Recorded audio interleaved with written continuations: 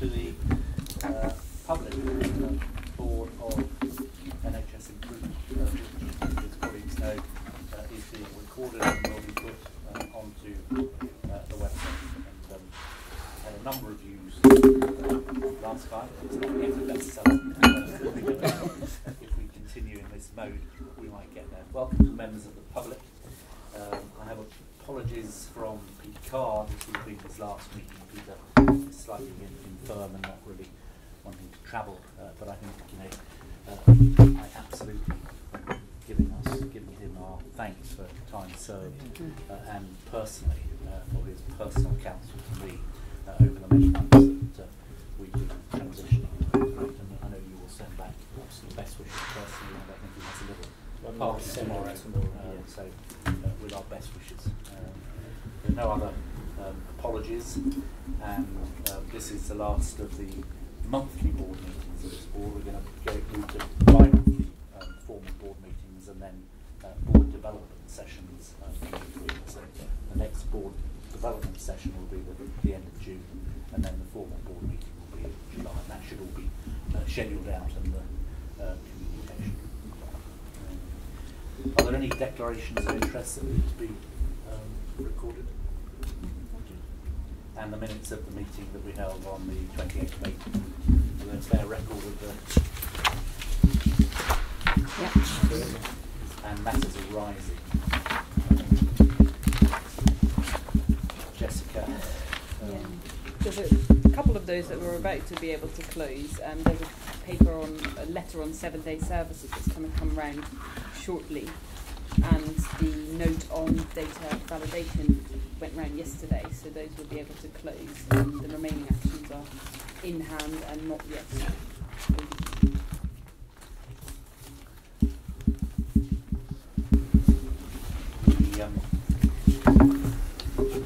Item 1645, board requested a methodology be developed to review the link between capital expenditure delays or reductions to cost of implication of skills. That's lined up to be due. Does that mean we'll take it at the July board? Yes. And that's in time and not really holding up anything that needed to be done in the process? We'll go on existing delegations, where the process was still in the planning phase. Most importantly, to get the methodology right going forward. Any other questions on matters arising? Jim, your report this month is an oral report that reflects considerable pressures of work. I know you will want to produce a written report for future board meetings, but we agreed that today it's an update on all things you've been doing and particularly money. Okay.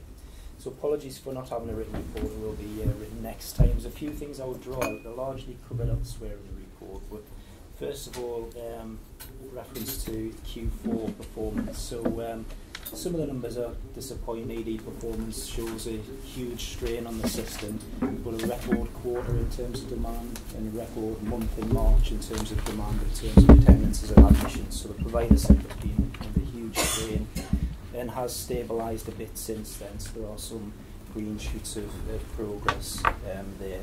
We'll talk about financial performance later on. Again, deficit 2.4 is not a great position to be, but it is a significant recovery on the first half year performance as well. It demonstrates the level of change we have to pull off in this year that we're in now. And on that note, we're still in the process with providers of assessing plans to see how far we can go to eliminate the deficit this year, and that'll be an ongoing process with colleagues in DH, Treasury, NHS England, etc. over the next week or so. The third thing I would mention is the welcome news that hopefully we've just about resolved the junior doctors issue. So really, really important that got to the point that it did get to, and hopefully is resolved, and hopefully we can move on from that and get the service focused and our staff focused on what they need to do.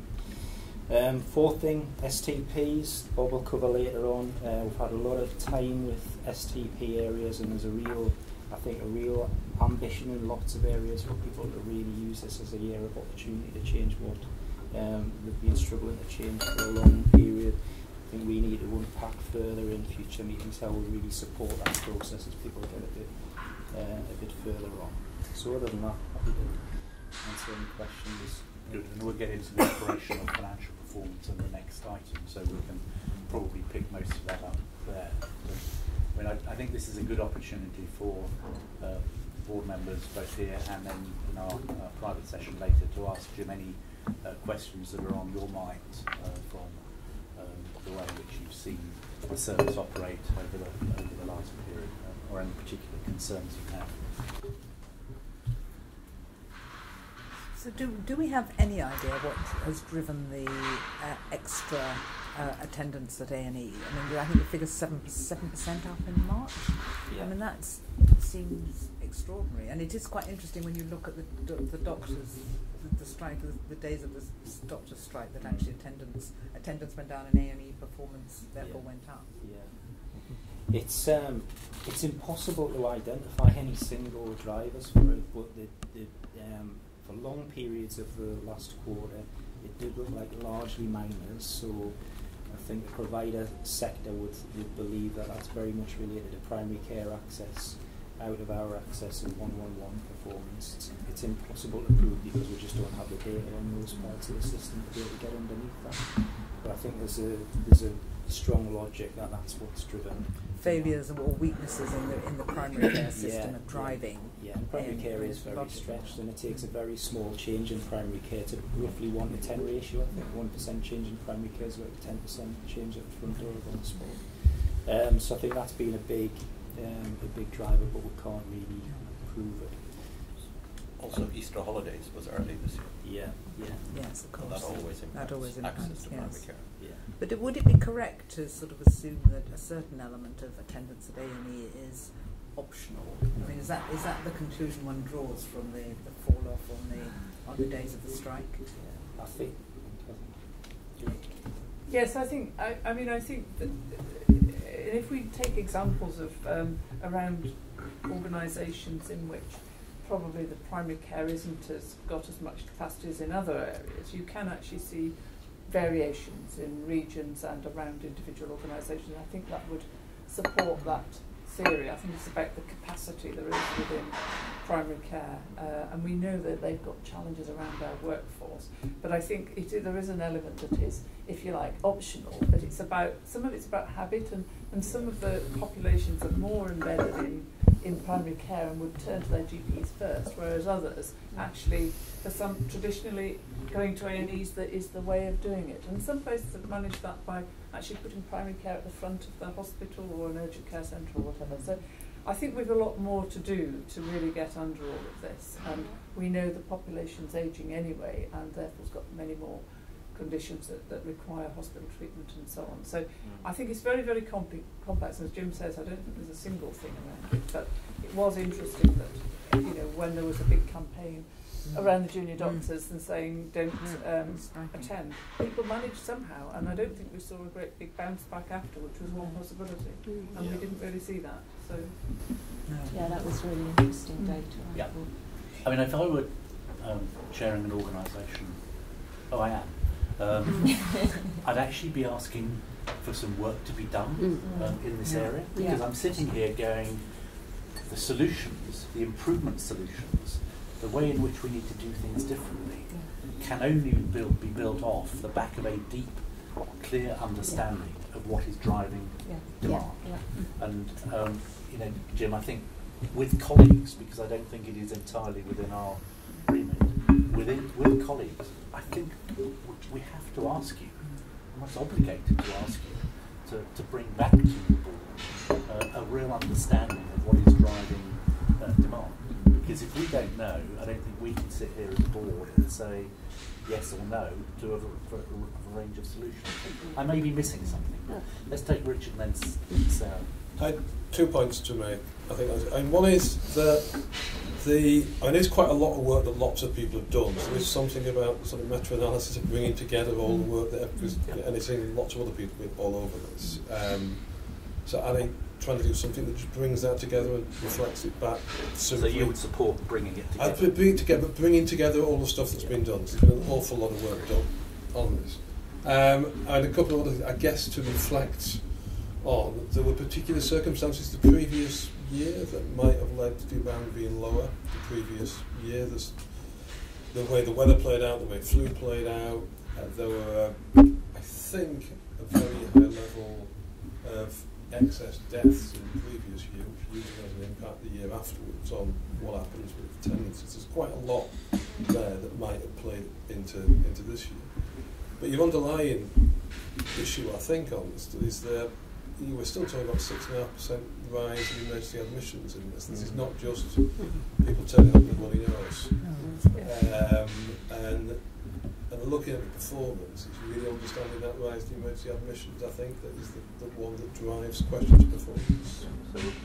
So, Sarah, The other big question for me is, to the extent that we know that some trusts have now put primary care at the front door of A&E, we really need to know whether or not that works. Because if it does, it's something we could roll out very quickly, I would hope.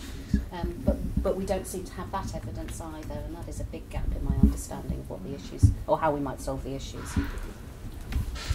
No, it's just on this point of admissions. One of my observations during the 10 weeks or so that I was involved with the ambulance service was that once people had actually turfed up at A&E, whether under their own steam or on a 3.5-ton truck, the probability of them being admitted was pretty much a fixed and given thing. Partly because, certainly for the elderly, the mere experience of actually being taken to hospital and out to their homes and so on is itself quite a traumatic thing, and would probably leave, your elderly father or whatever in a state where she probably would need to be admitted. But also, a lot of the doctors, obviously, that see patients in A&E at the front end will, of necessity, be risk averse, and once somebody is there, the decision to discharge there and then is a high risk thing to do. Which reinforces the conversation around finding ways of people not getting there. Precisely. Unless they need to get there. So, Laura. Well, one observation is bring the evidence together and then sort of map the gaps, because there will be a lot of stuff that's been done, and when you bring it all together you often see where there are gaps in our knowledge, and then maybe come back with some recommendations for where we should do some original research so that we can have a complete evidence base. If I could slightly move, but it's a related question, I was going to ask about the whole question of delayed discharge and the burden that that puts on the system. And what role because we've talked about, for instance, having primary care at the door to a hospital, does that work? Is that part of the answer? Clearly there are several models that one could look at that might ameliorate the delayed discharge problem, and I think some places are doing stuff in that area. So the question, Jim, was, what role do we at NHSI have in relation to that? Because clearly that's a major challenge for the system, and is there some sponsorship role or a research role or a disseminating best practice role that we can do to try to get some progression in that area too? Yeah, okay, there's definitely a dissemination of good practice. There are a number of providers now breaking through this and just finding solutions themselves. Yeah. Because the councils won't, they haven't got the resource to go back and restore things that aren't there anymore. So there are providers who are getting in the home care and nursing provision and stuff themselves.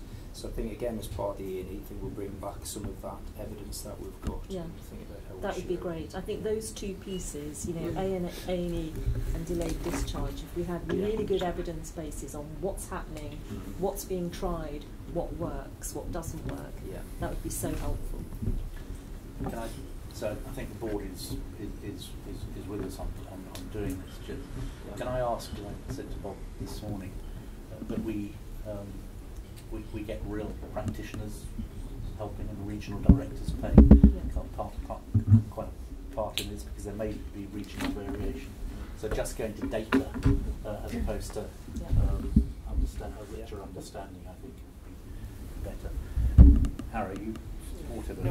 No, I am, absolutely. I just wanted to ask, what in-house capacity do we have to analyse data and really come up? This is huge data. We know this. The NHS has the largest data sets, but no one uses it. The question is, what analytical powers we have, correlation algorithms we have in coming up conclusions that we can actually then go and test against evidence to say whether these conclusions are valid or there's a face validity on them or whatever. Because if you are to make decisions out of this data, you need to have that accurate information, especially on the admissions. I mean, financial data is easier to control and manage, but the non-financial data is much more complicated. Yeah. So I think there is a fair amount of analytical resource within the organisation. There's a reasonable amount of that, but I suspect that to make this really effective, it would be helpful to work with colleagues in NHS England who also have analytical resource, and to do that in a joint sort of way, I suspect would give a lot more power to the to the ability to do that somehow. I think that would be a sensible. And I would agree with that. I mean, we are meeting Malcolm and Simon tomorrow, as we do every 2 weeks, and I'm going to put that fairly squarely on the agenda, that working together on this would be better than working in component parts. And I suspect, Darragh, the answer is together we probably have 85% of the capability to do it, but it's about focus. It's about real purpose behind what we need out of it, and then supplementing that resource where we don't think we've got the right capability.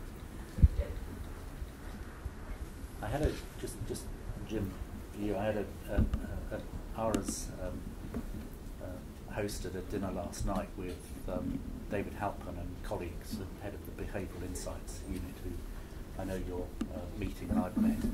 And I genuinely think, Ara, there is a massive play here for us, and we might get into that in a development session in June, where we're covering how do we make sure group happen. But it was a great conversation, and for those of you who are also advocates of the social sciences and behavioural insights, I think you would thoroughly enjoy the sort of conversation that we had last night. So, we should add that to your task list, I'm afraid. Are there any other questions more broadly for Jim? How you're finding it would be one. But I would ask, you might want to later. How is the merger going? I mean, how's the setting up the organisation going? The other one. It's really hard work, I think, is the answer. So we've got two really different organisations, and the extent to which the staff in the component parts have been through significant change is really variable. So we're in that difficult phase now, I think, where things have been thrown up in the air, we need to land them as quickly as we can. So in the middle of the consultation process. And if people had nothing to do, it would be easy. Everyone's really busy. And getting the teams in place to support all of you must be absolutely key to not let that go until Christmas, sort of thing. Or and building the regional infrastructure is going to take time. Getting the geographical balance right is going to be a big exercise. I had a discussion on this yesterday, which I will talk to you briefly about now and perhaps later. I mean, Jim came on board around about the 1st of November, and having gone through winter, having gone through all of the challenges of getting around the system, spending a vast amount of his time outside the organisation, which is entirely right in my judgment. At the same time, we're merging two quite different organisations, bringing together a new board, a new team, new structures, new locations, new ways of working with colleagues in NHS England. And I go back to when we set NHS England up. It was far from a all singing, all dancing, perfect machine on the 1st of April, and it takes a while. But I think between us, we should now just turn a bit more attention as an executive and a board to getting that operating model right, because the point that was made to me yesterday, and none of us wanted, is the danger otherwise is that Jim blows up. I think we all know his resilience is far greater than that, but we don't want that to happen, and so all of us together, I think, should spend a bit more time looking at the support we can give and the way in which we bring the operating model alive in a positive sense. And, we should have some support from that, because I think we're going to create an external facilitative process to both help the board and the executive go through some of that I would imagine you strongly endorse having some help. as we did that. I think that's absolutely right. Yes. Okay, shall we move on to Q4 sector performance report? Although we have troubled the boards of a little bit of that already. I thought it was an excellent paper, by the way, and very clear and very open about the data that we have available. So can I thank you, Bob and colleagues, for putting it together. So, Chairman, as you say, we've already got into this in both your preamble and in Jim's piece. It's a fairly standard report format that we've seen here before at other times. Service performance demonstrably under strain, A&E performance in the final quarter, the worst it's been since the standard was introduced. Financial performance, that deficit of 2.445, which we reported and trailed last week, lower than the mid-year run rate might have indicated. Significant amounts of work by providers even to get to this position. I mean, I'll probably draw your attention in that context to Paras 12 and Paras 14. Para 12 makes it clear the amount of year-end financial management expertise brought to bear to deliver the 2.4 billion figure, and against a backdrop of, albeit that there was a shortfall in cost improvement programme delivery for the year, providers still delivered £2.9 billion worth of achieved savings in 15-16, against a backdrop of having genuine difficulty managing anything to do with workforce related savings. And I think that sets a tone for how we need to try and support them in 16-17. I would reiterate, these are month 12 figures based on draft accounts that are now being audited in each of the constituent organisations. But I would remind those, I'd remind people who've been here before and those who are new to this, our most recent experience is not to expect dramatic movements between draft and final accounts from organisations. The finance profession worked really hard in the last 5 or 6 years to improve the quality of what went into audit so that it came out of the other end of it looking the same. And I would sincerely hope that we're in that we're able to land that type of metric and statistic again for 16-17. Richard, do you want to add on that? It was a very specific question on that point for Bob. There's a couple of others in finance I'm going to pick up with, but on that one, you did say, Bob, that a lot of effort went in the year end into good financial management. And the other way some people might look at that is to say, well, actually, are the auditors going to go around and say, actually, that wasn't good financial management, that's gone beyond good financial management. The track record, you're absolutely right, in the last number of years has been things that have not moved at audit. The 1 year where things did move significantly at audit was when the NHS was under similar financial pressures in sort of 2005-ish. And that long preamble, my question was, what are you hearing back from the auditors at the moment? Are the auditors suggesting to you that the accounts will come out the same way as they went in, or are you getting any issues raised? I'm not getting any issues raised with me, either informally or formally. And having gone through the 2005, 6, 7 last time it moved, actually, we as part of natural process now put greater focus on working with finance directors to support them making, sort of maximising their financial flexibility while not overstepping the mark of professionalism or integrity. And we're far closer to that than we were when we went through it back in the 2005-6 days, and that almost proved a sea change in how overseers worked and advised organisations on where to go. And of course, some of this was actually people wanted to, certainly around the capital to rev flexibility. We were very keen on ensuring that it was genuine slippage that would not impact detrimentally, rather than just like, let's stop it and throw everything into it. And there were people that wanted to go further and weren't allowed to. I think that answers the question, that we've done, as we would expect, a professional, proper and balanced job, and the auditors will no doubt hopefully confirm that. Laura? A specific point, if I may. One of the figures that jumped out from this for me, and I'm sure for others, was the $500 million of fines. And you know, I completely appreciate that you need a sanction to incentivise good behaviour as well as an incentive to incentivise good behaviour. But I just wonder, at a time like this, when we're demanding enormous change over the next period from the sector, whether it would be good to look at our fining policy. You know, proportionate regulation allows for that sort of trimming of the sails. It just struck me as an enormous figure in the context of what we're looking at. So, so it's absolutely been a real sore over the last year or so, and I personally don't believe in the fine system. I think there's very little evidence that it's improved anything anyway. Right.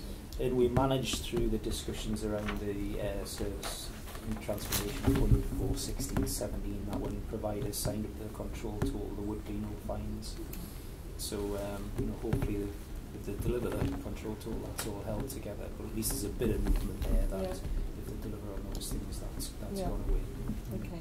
I think that's a reflection of Jim working very hard with Simon to persuade colleagues that the best approach is a balanced approach to proportional A balanced approach, and even at some point maybe consider partial amnesties in certain areas, if, you know, because I just think this doesn't add up. No, absolutely. And when we think of 16, the thing we've got to really keep in our minds is people have to be able to do what's reasonable. Exactly. And I think you could see in the last couple of years where people struggled, missed something, got fined, and you end up in a spiral where everybody loses heart and confidence. We've really got to avoid that at all costs. Completely agree. In the revenue being $1.5 billion up against plan, which I was quite, would $500 million of that be the fines being recycled by the CCGs? Is that possibly, but I can assure you that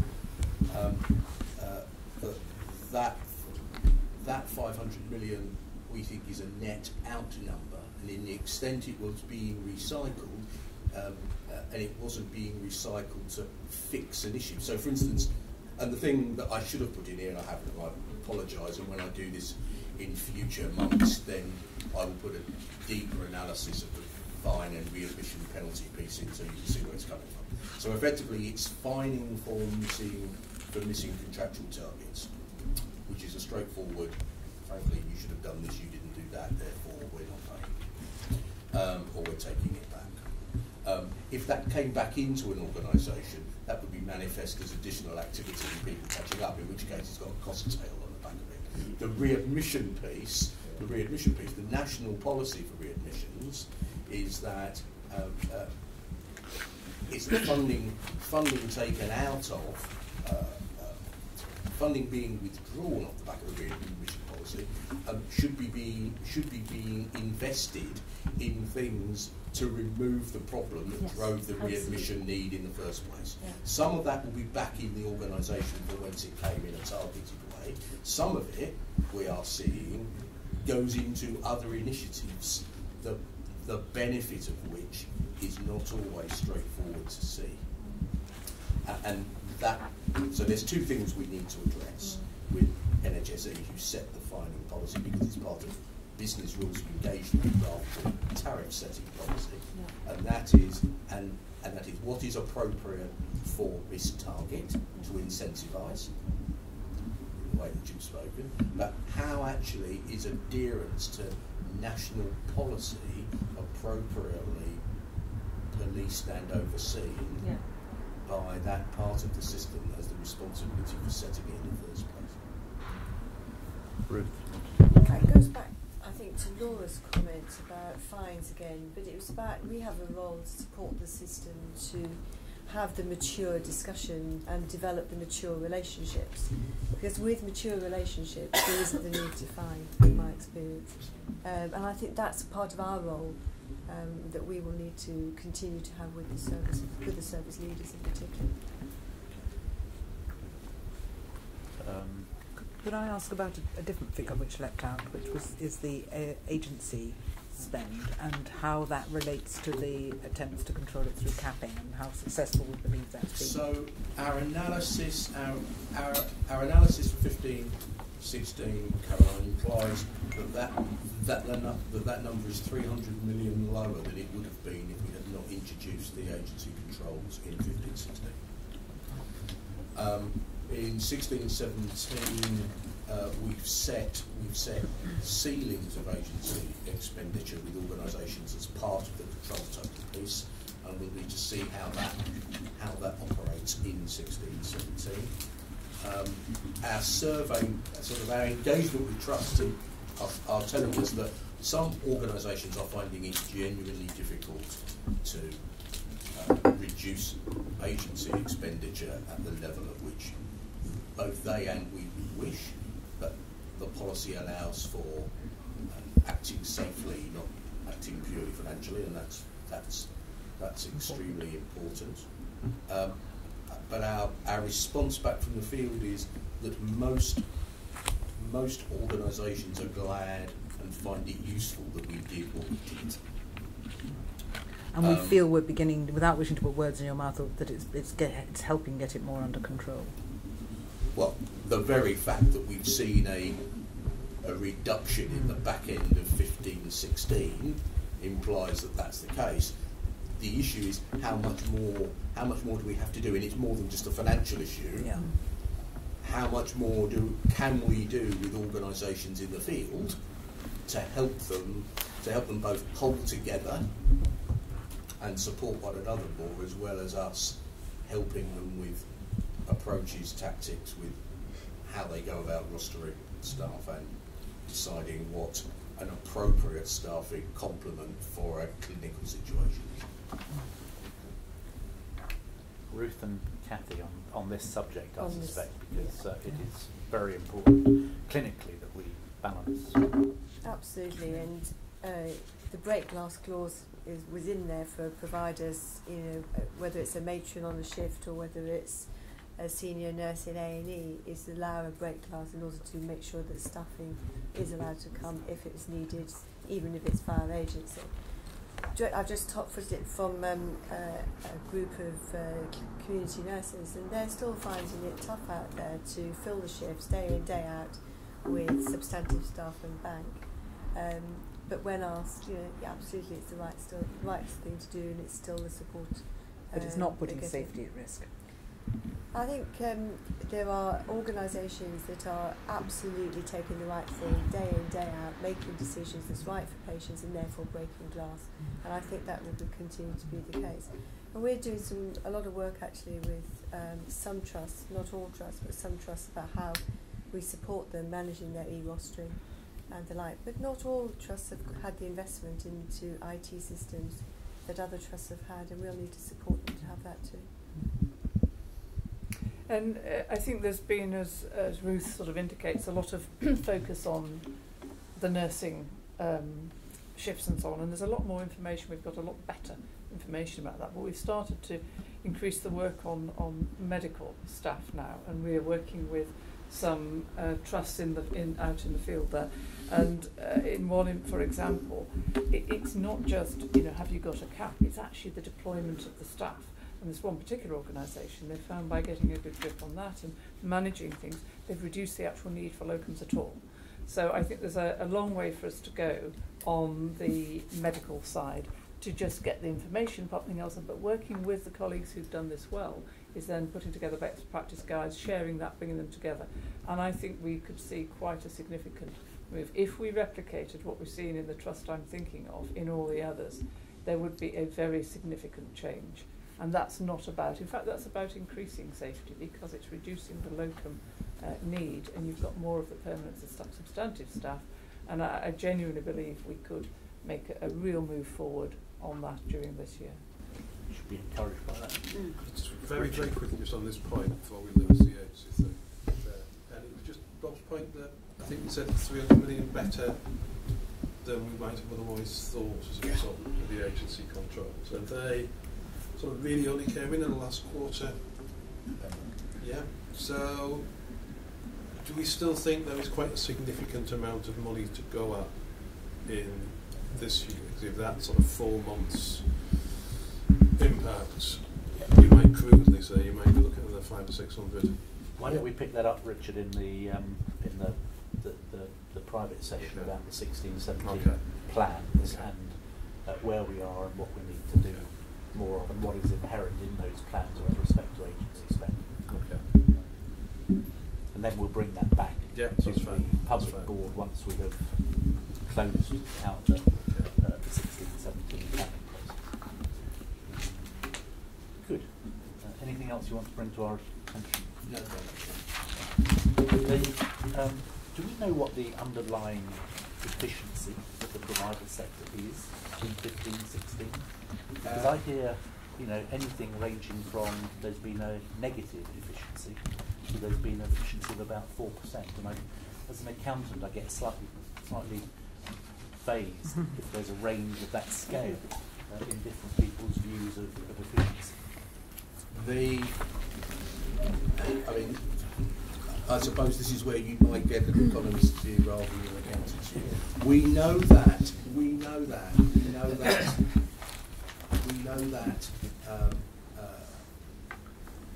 cost improvement programmes in 15-16 on average delivered something like 3.5%. A little bit more in the FT sector than in the NHS trust sector. Our best view at the moment, but I'd like to test it again off the back of final activity figures and final financial figures, was productivity was running at something like 1.8%.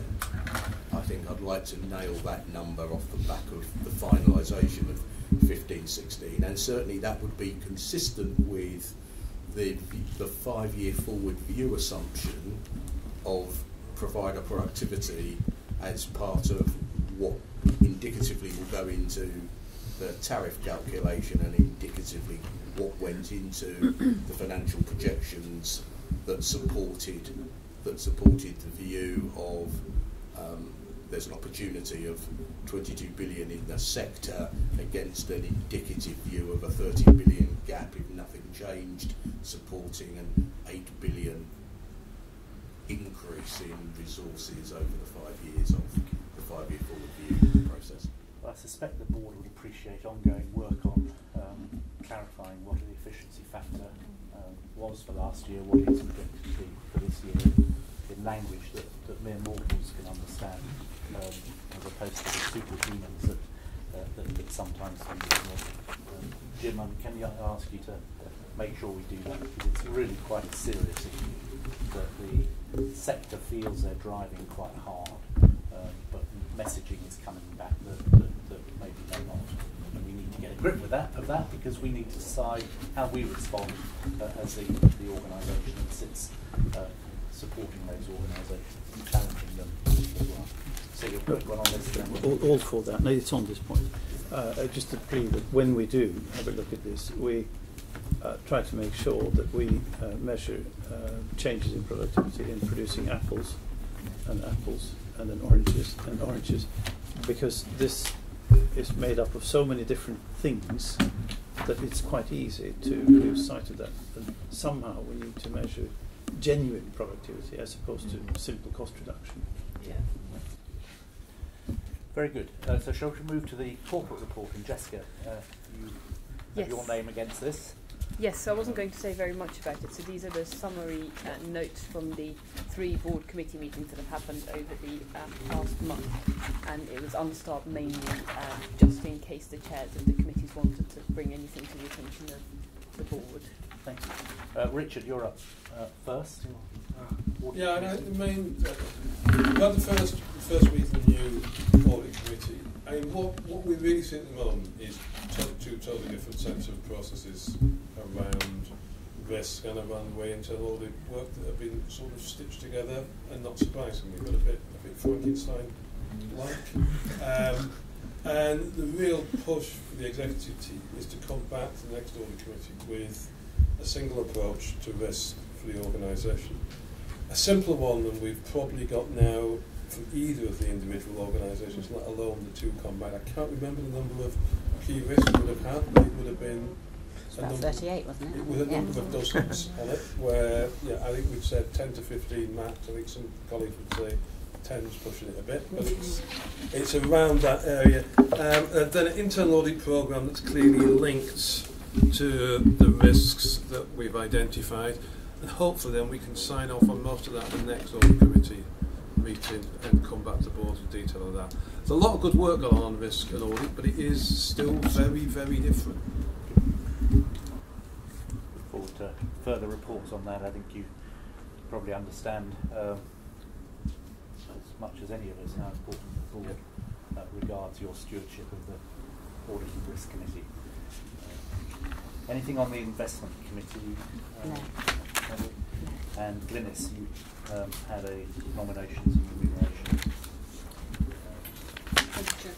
The only thing that I would want to emphasise is that in relation to the terms of reference, obviously we are evolving the protocols for their implementation, and that will require a little bit of work beyond what we've already done. Apart from that, I don't want to add anything else. Thank you. Any questions of... Shall I just add, we did have the first meeting of the ARC, the Appointments and Remuneration Committee. One of the important resolutions we made was we would like to change the name of the committee because we're very confused about when we're in an ARC committee or an ARAC committee or a nomination.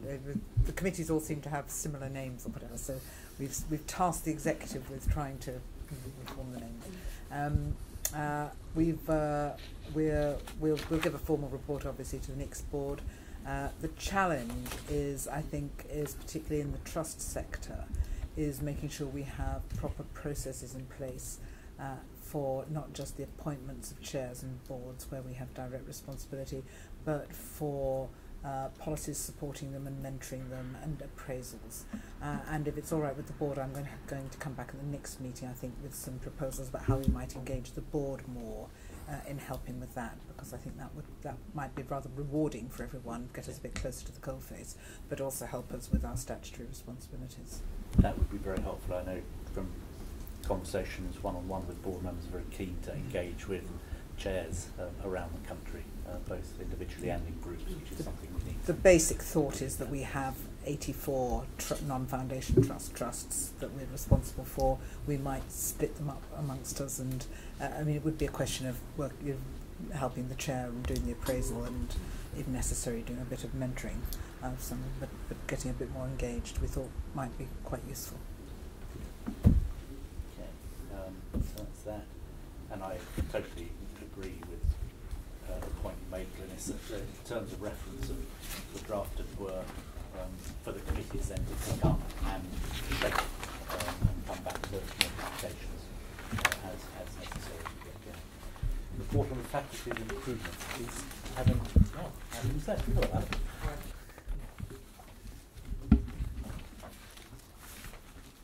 Thank you. Thank you, Chair. I think the paper hopefully is relatively self-explanatory. I'd just like to draw out a few key points as it's the first paper of the faculty to the board. Faculty is still very much in its early stages. We've met twice, and we have our third meeting tomorrow.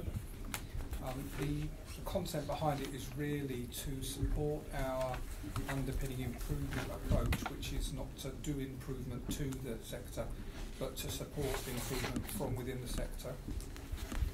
The paper describes the membership here, and you'll see it's quite a broad-ranging membership that doesn't necessarily only consist of kind of QI specialists, but people who are doing and have done previously different forms of improvement approach, and largely how we can use that faculty to both two things really: challenge us internally as an organisation to say, are we doing the right things, but also to enable the work that we find and we see to be disseminated through those individuals and impart their credibility to share some of those messages.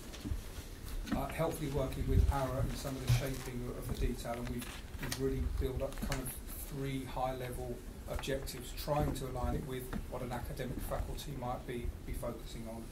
One of which is to create this environment and building capacity and capability for improvement within the service. The second one is doing a training and education. So we have some in-house expertise now with the ACT Academy joining NHS Improvement in terms of improvement and training, but also unlocking the education offer that many of the faculty members are involved in or lead themselves.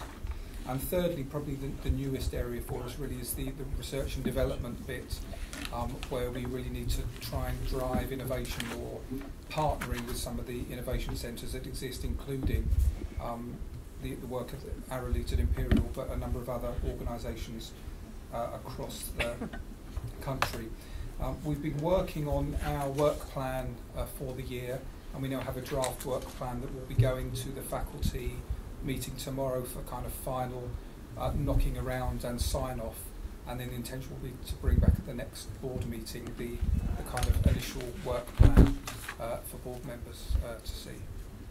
And indeed the June meeting is held over entirely to how do we really do improvement, what tools, techniques, people, resources and mechanisms do we have. So we're going to spend a good 3 hours of that 30th of June meeting dedicated entirely to improvements. Laura and Glynis, and then Ara. I mean, Sorry, as the figurehead of this, I know you will want to come in, but she'll take a couple of questions first. Sure, okay, a very quick one. Do we have any sort of intention of giving guidance to trusts on when it might be appropriate and not to use consultants? Because one of the things that, I mean, of course, sometimes external consultants can really feel sometimes, but there is obviously also potential here for trusts to feel that, oh gosh, even with everything NHSI is doing, we can't really do this ourselves. We must pay for expensive consultants, and to be slightly at the mercy of a whole industry springing up. I know it's already there, to cater for this new agenda. So I just feel we could possibly fulfil some sort of role in, I don't know, I suppose making them feel that there's a lot they can do themselves with our help and support, even though there will be instances when it's appropriate to be spending money on external consultants. Question. And it's a really valid question, one we've knocked around ourselves. I think the truth is, and others will have a view as well, at the moment we don't actually have the capacity. So we have a number of organisations come to us and say, are you able to help us with improvement? We just don't have an infrastructure in the organisation. And in part, I think we've agreed a principle, we wouldn't want to build a massive central infrastructure. Where we want to get to is the point, I think, where the NHS can support the NHS in doing improvement. And a number of members of the faculty have now pretty long established improvement methodologies. We have representations from some of the trusts that are working with the Virginia Mason Institute as part of NHSI sponsored programme, but others who have kind of decided their own way. And I think that the key part of the faculty is how do we share that?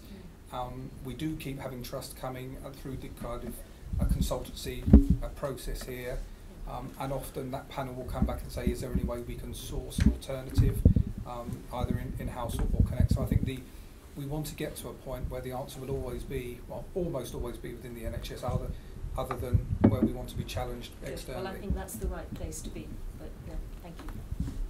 Glynis, and then Ara, and then Steve. I'm conscious that I may be asking the wrong question here, because I don't understand from the information I've got in the paper where you would be looking to for the analysis of organisational dynamics, the sort of, the very technical OR stuff that you would probably expect to be fundamental to any sort of improvement strategy. Where is it that you get that from? So, not necessarily through the faculty, but one of the pieces of work we're setting out and proposing as a directorate, as an objective corporately, is to really do an understanding of the provider sector during the year, of the improvement capability that exists, not just in terms of the technical capability, but the culture of the organisations, where improvement has really landed and taken off, and understanding what the very nature of those organisations is, that we need to understand that context and where it doesn't exist. We're doing some work, for example, with Michael West around culture and leadership for improvement at the moment, and I think that work will help to in part answer that question. That's the Michael West, who's the organisational psychologist, yes, who used to be at Aston. Yes. Yeah. Okay. So we have him working on the, we're taking the lead role on improvement and Health Education England on leadership in the national strategy that we'll no doubt pick up at the June event, I think in part. And Michael is both supporting a project that we've been running specifically on culture, but is also providing advice into the national strategy in terms of... And that approach is embedded in some of the long-standing improvement methodologies as well. So some of the members of the group have this as integral to their improvement techniques. Ara. Well, I think this is good. We've discussed this before. I look forward to June because I think it needs more meat. It's a great start, and I had a good chat with Adam before, and Adam did come and visit us as well.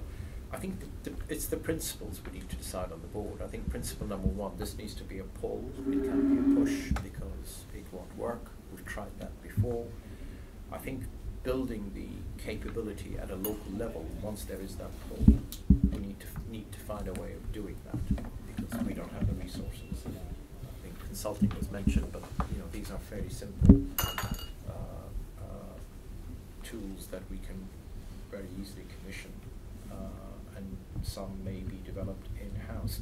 I think the other thing we can do is to remove obstacles from, give you one good example, using information technology to enhance productivity. You will come across, organizations who have invested large sums of money on systems like Cerner and Epic and others, and you have about 4 or 5 different databases that don't talk to each other. And once you try to come and try to help them solve that, you saw the noise a couple of weeks ago, they're all free. Suddenly interoperability becomes data sharing. That's the type of mood out there. So we need to try to help them and I think the last one is alignment. If we are going out there and doing the transformational programs that we're asking them to send to us by the end of June. The STPs, yeah. That's right. Within that, that's the potential time in which we can ask them what are the areas that they are looking in terms of QI or improvement. And I think we should encourage diversity as well. We do have top 3 priorities that we need to look at this level, but at the same time we need to give the flexibility to people come up with their bottom priorities. And I think we have a role in identifying, beside the faculty, where are the centres. We need to be matchmakers and dating agencies in many ways, and really saying, well, this is the area that I think we need to. And then finally, the mindset. Are we giving these guys, well, that's not us, but is the local leadership at a board level giving these people the time to think and engage in this? If the environment is not right, you're not going to really think about quality improvement. I think that happens even at the level of this organisation. If you're constantly chasing your tail with everything else that is thrown at you, you're not going to have much time to think what are the areas that I need to focus on in terms of, and that balance is a very difficult one, and I'm not sure how we can help with that, but that's absolutely critical. I think that on that, Aaron, you are so right, and it does apply to this organisation. Any organisation that's being born as this one has those pressures, but we need to alleviate it and make sure it's not constant. I'm spending a lot of time with chairs, and I'm basically saying, at this stage in the world, there are so many CEOs who are essentially a bit down in the weeds because they have to be, and we need the chairs to really support the innovation, the improvement agenda, and do as much of that as they can whilst the other stuff is going on, but recognising their non-exec status, but supporting through a broad approach to pulling this through rather than. Could I just add one last thing? We also have a role with organisations above us when it comes to improvement. That, you know, the idea that you ring the bell and the butler will arrive and improve your life doesn't work that way. Indeed. It requires skills. It requires, so all of that needs to come into the formula as well, because in actual fact it could work against improvement. Well, you and ring the bell. Yeah. With your help and others' help, we will do that. Stephen, you want to Well, come just in? go back to Laura's point. We've had a consultancy panel we had to put in to monitor about 9 months ago, which I chair, and it's very interesting how poor the trusts are at procuring consultancy work, often not understanding how they get any value out of it or how they get best value, and in terms of innovative fee arrangements, like getting some skin in the game from the consultants. So I actually think, I know there is a resource constraint, it is worth looking at whether we could dedicate a few people to this area, because I think I like to think we have added real value to the system in helping the organisations who are not sophisticated at procuring these kind of services to really get value out of them. I think that sounds very pragmatic. Yeah. That's useful. Sigurd, and then we must move to... I just wanted to support something Ira was saying, which is that clearly the trick is to be a really good, I think you used the word dating agency or something. I mean, from all of my experience, both before the NHS and here, you do not do this kind of improvement work by becoming an expert yourself and then telling everybody what to do. You do it by being out there, eyes and ears to the ground, finding out what people are doing, what works, and then pointing folk to where they can get the help. It's so much more efficient, it's so much more effective, both in terms of finding the good staff, but also getting buy-in, because it's so much easier for people to accept it that way.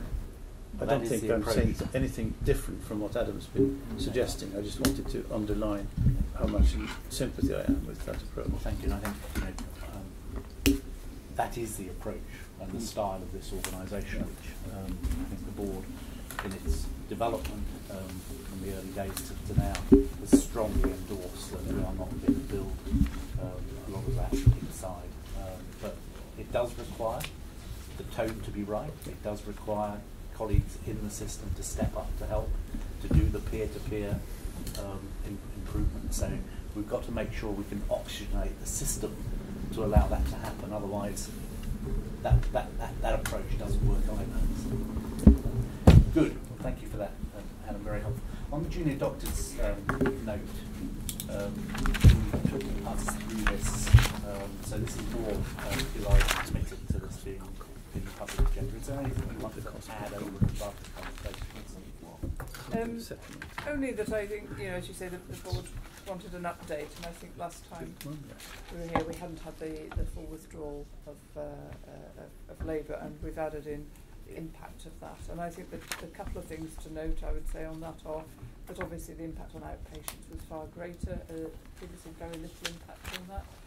And you can see the costing that we've done. And then I think interesting, it's been alluded to already, is the impact on the A&E achievement of the constitutional standard and so on. And then the only final couple of things I'd say on this, unless the board wants any update on where I think we are in terms of the processes, are that the learning from that period of time is being taken and brought together, and I think you may have seen that there are some trusts are actually already planning to carry on some of the practices they undertook during that, because it was very beneficial for the patients and for the flow through the hospital. So I think that learning will emerge and hopefully will get to be used. I think those are the main things, unless there's an update wanted on processes. We have to note this, and I think there are learnings out of it. And I would almost say it's nice that there are learnings out of it. What was quite frankly a tragic and sorry episode, but we are now looking forward, I hope. So that concludes the papers we have. It's an opportunity now for me to turn to members of the public and ask if there are questions that you would like to raise with respect to papers in the public forum. You just say who you are and your question, and we've got a microphone behind you, so it should be all right.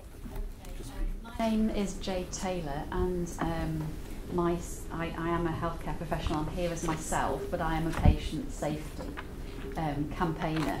My substantive post is as Manager of Intermediate Care in Reading. I'm currently off sick, but campaigning is very much helping me at this time. My sort of question stroke comment is regarding the, what you were discussing about culture, and I think that's very important and very pivotal to your work as an organisation that looks to enhance improvement. And I think some of the issues that you're facing, you'll find have actually gone on for decades if we research that, and it's interesting to see that they're actually still the same nearly three decades later. And some of the issues that came up, you were talking about Michael West, who's an organisational psychologist. Now, I'm not an organisational psychologist or a clinical psychologist, but I do work, my field is in mental health, so I do take an interest in that particular profession. And one of the issues that has been very striking to me for a long time now, and I think one of the areas that we don't want to really look at is corporate psychopathy and how that can have an impact on an organisation. The sort of term psychopath is actually is actually a medical term, and it's actually, I would say it's a disability as well, so we have to be very mindful that we're in the Disability Act, and that we are talking about a set of behaviours that someone who is a corporate psychopath will find very difficult to change some of these behaviours. And these behaviours are things like lack of guilt, diminished empathy and remorse, people who can often perhaps display behaviours of guilt but not actually feel the feelings that come with that. And some of these actions can cause a ripple effect through organisations, like some of the detriments can be increased bullying, conflict, stress, staff turnover, absenteeism. But what we're actually finding, there's a chap called Dutton who did some research, and he looked at 10 sort of professions, and the area with the highest number of corporate psychopaths was in CEOs. And I can't give you any further sort of comments on that, but I think it's something that we've sorry, Jim, sorry about that. And I think this is what it causes within us. I think we start to think, well, are we corporate psychopaths?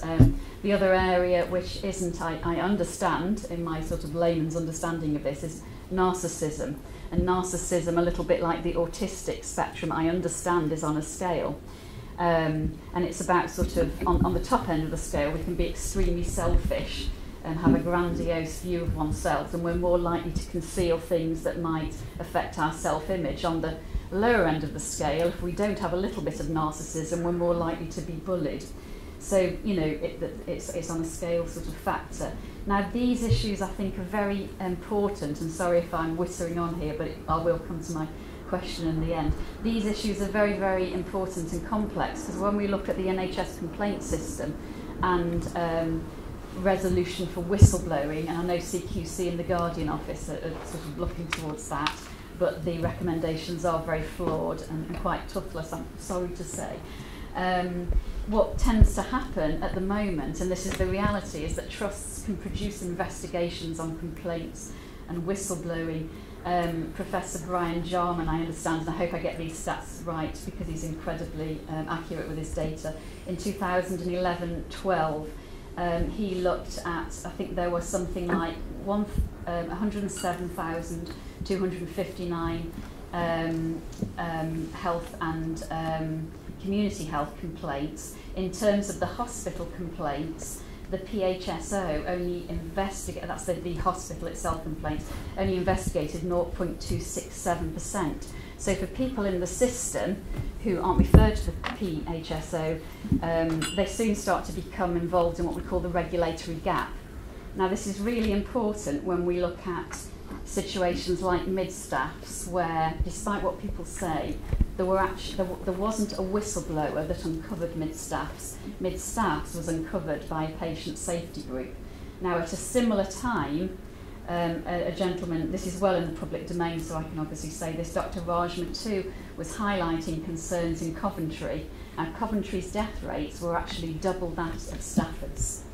And I don't know whether you're aware, in the media, Dr. Rajma too was more or less destroyed in his trust for being a whistleblower, and as we all know, that is not an unusual occurrence.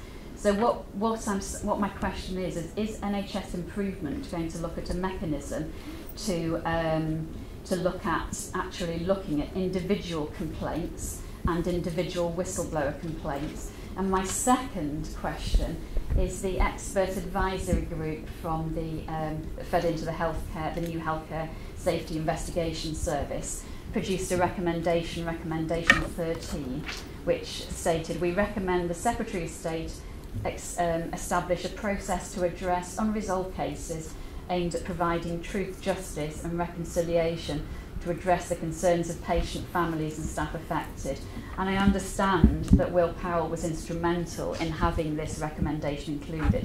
So I'm wondering if NHS Improvement will recommend that is taken up as well. So there's 2 questions there, if that's okay. Thank you very much. Jim, so why don't you cover our role in HSIB, which is very clearly not to manage and oversee it, and then the wider question of how we take inputs and deal with complaints. I might ask Glynis, because you are our resident expert in psychology and leadership behaviours, and you've spent your career looking at that, this sort of issue of narcissism and psychopath behaviour in corporates, and your observations on what one does about that. Not a treatise on it, but perhaps just sort of reflecting Jade's comments. But let's take Jim first. And then. So on the point about the investigation branch, NHS Improvement is simply a pay and rations function. It's very independent of us, so I couldn't really comment on the function and what it's actually going to do and how it will work. On your points about whistleblowers and incident, we actually do have processes from the 2 separate organisations that we've harmonised, and we do actually examine every whistleblower case, and we'll look at trends from, we do as an organisation. Sorry Jim, you don't, I've had it in writing from you don't look at individual cases, you will look at whistleblowing governance generally, but you have to, I can give you that letter if you wish, you don't actually look at individual cases, you have no powers. Why don't we take that difference of view between us offline, and by all means share the letter, and Jim will share with you and with Kathy what we actually do, and we'll make a note actually to bring that issue back to the next board, just so that we're clear about what we do and don't do. Glynis, I'm sorry to give, I did give you notice of the question. It's very, very nice of you.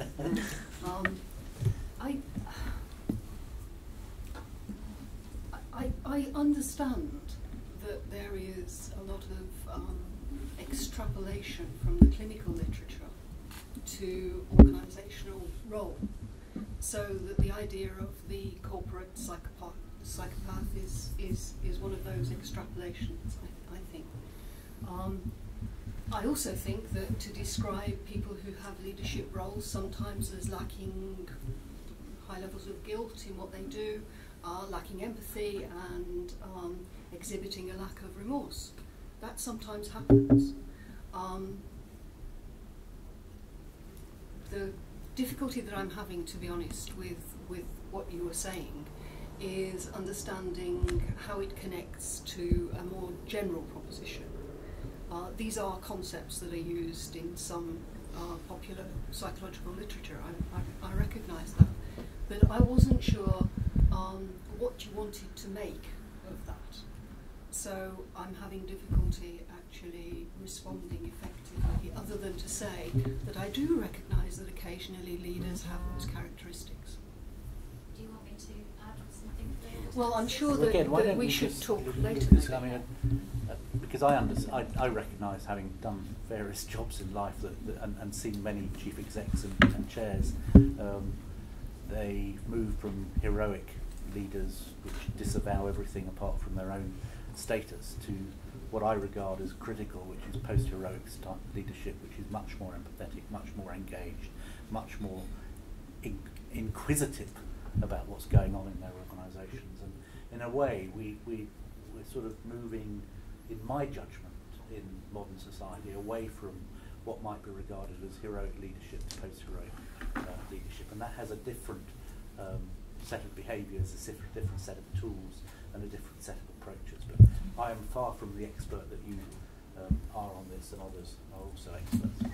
I would also just add to, and I agree with what the Chair has just said, of course, that it all depends on your point of view, whether you are considered to be heroic or post-heroic or anti-heroic. It really does depend on who's making the judgment.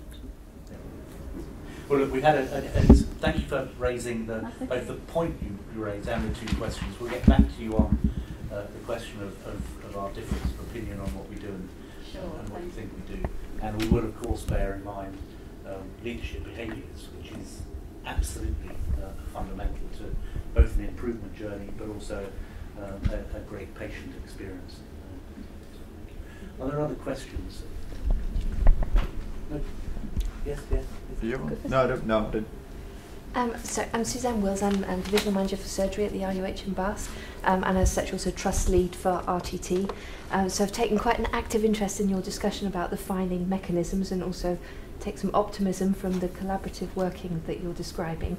I suppose for me as an observer, I'm struggling a bit with the tension that there seems to be between that collaborative working, STP as a whole, systems approach, and how we can work together more effectively, and the ongoing application of fines. I wonder whether you have some optimism that perhaps the structures, the NHS improvement, will deliver the support that you're describing, that you'll offer acute trust. Will that translate into actually feeling that we are in it together, or do you feel there will be this ongoing tension in the way we battle against each other? Yeah, we're absolutely committed, as our NHS England, to get to the stage where we're absolutely all just working together with the same goal. It's a work in progress, isn't it? And there's always tensions between the short term and the long term, and institutional tensions, and when there's money involved it always gets a bit awkward, doesn't it? So I would say we're starting to see examples where people are actually now much more collaborative. They've picked up the message. The STP process has proven itself a vehicle for that. Then it's a spectrum. Other parts that are really struggling with this are still in more of a transactional mode.